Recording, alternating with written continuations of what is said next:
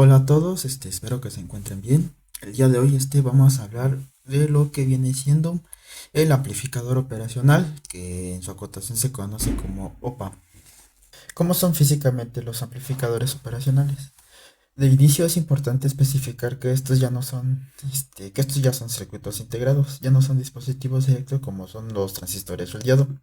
Y aquí en las imágenes podemos ver el ejemplo de algunos de ellos, que para algunas matrículas, como podemos observar, son encapsulados que poseen 8 terminales. El símbolo esquemático que tiene lo podemos ver en la parte de arriba. Podemos ver que en la configuración básica tiene una salida y tiene dos entradas, a las que se le conoce como inversora, con el signo negativo, y la no inversora con el signo positivo. Del lado derecho vemos el mismo símbolo, pero ahora con las terminales de polarización como V más y V menos, que nos hacen referencia a una fuente de alimentación simétrica, y si recordamos, pues ese tipo de fuente presenta igual magnitud, pero signo contrario, por ejemplo, más 12 volts, menos 12 volts. En la parte de abajo, en la izquierda, podemos observar la construcción interna de un amplificador operacional, y notamos que en la mayoría de los componentes vemos la presencia de lo que vienen siendo los transistores. Finalmente, del lado derecho vemos nuevamente el encapsulado del op-amp comercial, y bueno, internamente vemos cómo se distribuyen sus terminales. Para poder entender el funcionamiento del amplificador operacional es necesario hacer la comparación entre el comportamiento modo ideal y modelo práctico real. Vemos en el lado izquierdo que aparecen diferentes características como el voltaje de entrada, la impedancia de entrada, la ganancia y la impedancia de salida. Además del voltaje de salida, en el caso ideal la ganancia del voltaje que se obtiene a la salida es infinita. Esto nos da a entender que independientemente de la entrada que tengamos, y hablando de voltaje, esta señal será amplificada sin ningún límite, lo cual en la realidad se traduce en que el voltaje por excursión máxima que se puede tener a la salida de un amplificador operacional está controlado por el voltaje de polarización en DC, que tiene el mismo, por ejemplo 15 volts, 12 volts, dependiendo del caso.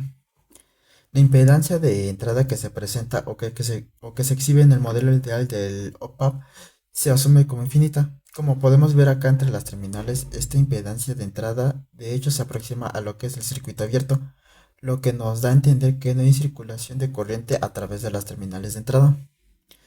Esto es importante porque con eso se evitará que haya pérdidas de potencia en el amplificador operacional, lo que puede también cambiar la ganancia de salida. Normalmente esto se puede modelar como si fuera un divisor de voltaje. Por ejemplo, acá en la imagen de abajo, esta fuente representa la fuente de señal, que es la que busca amplificar en el amplificador operacional. R1 representa esta resistencia de la fuente, su fuente de señal, y R2 representaría la impedancia de entrada que tiene el amplificador operacional. De tal manera que si este es muy grande, pues prácticamente todo el voltaje de la fuente de la señal va a aparecer entre sus terminales y no va a haber disipación de potencia. También tenemos que el ancho de banda en el caso del amplificador se asume como infinito. Ese ancho de banda es un rango de frecuencia que se puede pasar o amplificar sin pérdidas de potencia, lo cual también en el modelo práctico no va a suceder. Y finalmente en el otro parámetro que se considera, o la otra característica, es la impedancia de salida, que se asume como cero. Esto quiere decir que independientemente de la corriente que demande o consume la carga, el voltaje de salida no se va a ver afectado. Y nuevamente se puede modelar como un divisor de voltaje. Ahora Vine será la salida de la amplificador operacional. R1 representaría a la impedancia de salida y R2 representaría a la carga. De tal manera que si R1, que es esa impedancia de salida, vale cero, pues todo el voltaje de la fuente aparecería en el resistor y no habría caídas de voltaje. En el modelo práctico que vemos acá en el esquema, en la parte superior derecha, ahora vemos que la impedancia de entrada se modela como un resistor. Si hay una ganancia de voltaje a la salida y la misma impedancia tiene un valor, vamos a decir medible. Por lo tanto, en el modelo práctico se asume que la ganancia de voltaje, por supuesto, que va a ser muy alta. pero no va a ser infinita. Que la impedancia de entrada va a ser muy alta, pero tampoco va a ser infinita. Esto nos dice que va a haber sí, una circulación de corriente, una disipación de potencia en el amplificador operacional, pero que tampoco permitirá que se caiga mucho el valor de la fuente, que es la que se quiere, de hecho, amplificar. Y finalmente, impedancia de salida muy baja, que es un valor ya real, lo que permitiría que no haya una caída de voltaje representativa en la carga, que es a donde se va a ver esta señal de salida. El diagrama de bloques internos de un OPAP en general, como podemos ver aquí en este esquema, está compuesto por tres etapas principales, que es la que vamos a abordar en la siguiente. En la siguiente es la que tiene que ver con el amplificador diferencial. Con estos hemos visto, podríamos responder las siguientes preguntas. ¿Cuáles son las terminales del OPAP básico? ¿Cuáles son algunas de sus características en modelo ideal? Y cuáles también son algunas de sus características del OPAP práctico o real. Ahora vamos a ver los modos de entrada del OPAP. Esto que dice es cómo vamos a conectar, cómo vamos a aplicar las señales y esto que va a dar lugar a la salida del OPAP en términos de señal amplificada. Los modos de entrada que tiene el amplificador personal son el modo diferencial y el modo común. Vamos a hablar inicialmente del modo diferencial. Tenemos dos casos. El primero es cuando la fuente de señal, se aplica a una de las entradas y la otra se conecta a tierra.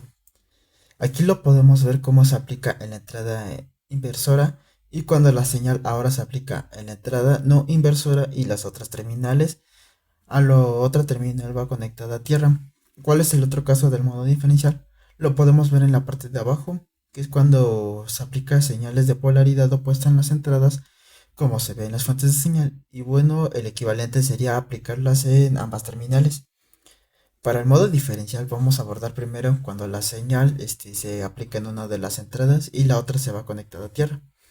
Vemos acá en este cuadro amarillo que dice que la señal que se va a obtener a la salida y partiendo de que se aplica a la terminal inversora, pues va a ser eso, una señal amplificada pero de la misma polaridad. ¿Qué pasa cuando ahora la señal, como en el lado derecho, se aplica a la terminal inversora? Como podemos ver, si se aplica la señal por supuesto, pero va a aparecer invertida o con diferente polaridad, o también lo podemos decir, aparece desfasado. ¿Qué pasa en el modo diferencial cuando se aplican señales de polaridad opuesta en las entradas? Que la salida va a estar amplificada y corresponde a la diferencia de señales que se aplica tanto en la entrada inversora como en la no inversora. Y ahora si vamos al otro modo, que es el modo común, en este caso vemos que, bueno, observamos a la gráfica de arriba y se puede ver que se aplican dos señales que tienen las mismas características. Esta es misma fase, misma frecuencia y también pues, la misma amplitud. El resultado de hacer esto o trabajar en este tipo de circuito para el OPA, pues va a resultar a una cancelación de lo que vienen siendo las señales. Y entonces aquí se viene la pregunta, ¿para qué ingreso señales al amplificador operacional si no se va a amplificar y al final la terminal o la salida va a ser igual a cero? Esto tiene que ver con una característica del amplificador operacional que se le conoce como la condición de rechazo en modo común y que tiene como objeto atenuar o eliminar las entradas indeseadas en el amplificador operacional.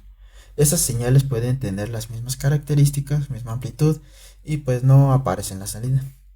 De tal manera que a la salida del amplificador operacional solo se observa la amplificación de la diferencia de la señal que se aplique a las entradas. Para valorar la eficiencia del amplificador operacional, tanto en su función básica como poder eliminar señales indeseadas, se utiliza un concepto que se conoce como la razón de rechazo en modo común, o como las abreviaturas CMRR. Y en esta se define como el cociente entre la ganancia de voltaje diferencial a lazo abierto y la ganancia en modo común. ¿Qué presenta la ganancia de voltaje diferencial en lazo abierto? Como podemos ver en la parte de abajo, es la ganancia de voltaje interna que tiene el OPAMP, que es el que contiene entre el voltaje de salida y el voltaje de entrada siempre y cuando no haya componentes externos. Entonces, cuando la ganancia de voltaje diferencial en lazo abierto es muy grande en comparación a la ganancia en modo común, que esto normalmente se tiene, pero entre más grande sea la razón de rechazo en modo común, se hablará de una mejor eficiencia en la amplificación del op-amp y obviamente en la eliminación de señales no deseadas. También esa razón de rechazo en modo común se presenta a través del uso de los decibles y la expresión cambia a la forma que es 20 logaritmo multiplicado por el cociente de las cantidades ya antes mencionadas. Vamos a poner un ejemplo. Aquí tenemos este caso dos señales de las mismas características en la entrada, lo que nos da cuenta que el OPAMP va a ser presentado, va a presentar esta característica de rechazo en modo común y va a tratar de atender esas dos señales indeseadas. Y es el ejemplo calcular la CMRR de un OPAMP con una ganancia de lazo abierto de 100.000 y una ganancia en modo común de 0.4. De tal manera que hacemos la cuenta, dividimos ambas cantidades y nos da la razón de rechazo en un modo común es de 250.000.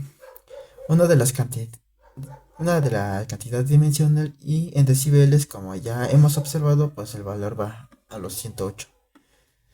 ¿Cuál es la excursión máxima de voltaje que tiene el amplificador operacional? Lo habíamos mencionado principalmente, está limitada, como se ve en la estrella, por el valor de la fuente. El voltaje de salida pico a pico no puede ser mayor al voltaje de la fuente. De manera general se puede encontrar una relación que entre mayor sea el valor de la resistencia de carga, el voltaje de salida también va a ser más grande. ¿A qué nos referimos? Por ejemplo, si con una resistencia de 2 kΩ para una fuente simétrica de más o menos 15 volts tenemos un voltaje en la resistencia de carga, reitero, una resistencia de 2 kΩ de 13 volts. Si esa resistencia de carga se incrementa, por ejemplo, a 4 o 5 kΩ, el voltaje de salida que se podría encontrar en el resistor serían 14 volts, ya que se está aproximando al valor de la fuente que hemos mencionado, que es de los 15. Podríamos responder a esta pregunta: ¿qué diferencia existe entre el modo diferencial uno de los terminales? ¿Qué significa el rechazo en modo común del op-amp? ¿Y qué relación existe entre el voltaje de salida del op-amp y el valor de resistencia de carga? Bueno, esto ha sido todo de mi parte y espero vernos en una próxima ocasión.